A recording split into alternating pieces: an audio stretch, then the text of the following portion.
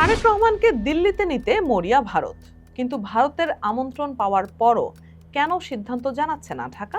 আগামী সেপ্টেম্বরে নয়াদিল্লিতে বসছে ব্রিক্স শীর্ষ সম্মেলন। বিমস্টেকের চেয়ারম্যান হিসেবে বাংলাদেশের প্রধানমন্ত্রী তারেক রহমানকে বিশেষ আউটরিচ অধিবেশনে আমন্ত্রণ জানিয়েছে ভারত। আর এই আমন্ত্রণের পরই প্রধানমন্ত্রীর কার্যালয়ে বৈঠক করেছেন ভারতীয় হাই কমিশনার। কিন্তু বাংলাদেশের পক্ষ থেকে বার্তা একটাই, সফরে যাওয়া নিয়ে এখনো নীতিগত সিদ্ধান্ত হয়নি। তাহলে বাধাটা কোথায়? সবচেয়ে বড় ইস্যু শেখ হাসিনা। ভারতে অবস্থান করে তার রাজনৈতিক কর্মকাণ্ড নিয়ে ঢাকার যে অসন্তোষ তৈরি হয়েছে, সেটাই এখন দুই দেশের সম্পর্কে বড় কাঁটা। আরেকটি সমস্যা বাংলাদেশের অভ্যন্তরীণ রাজনীতি।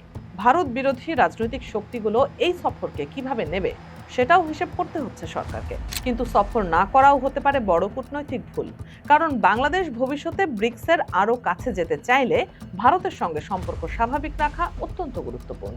তাই এখন সবচেয়ে বড় প্রশ্ন, নরেন্দ্র মোদীর সঙ্গে সরাসরি দ্বিপাক্ষিক বৈঠকের নিশ্চয়তা পেলে কি দিল্লির বিমানে উঠবেন তারেক রহমান? তারেক মোদী বৈঠক হলে বদলে যেতে পারে ঢাকা দিল্লির পুরো সমীকরণ। আপনার কি মনে হয়, তারেক রহমানের ভারত সফরে যাওয়া উচিত? কমেন্টে জানান।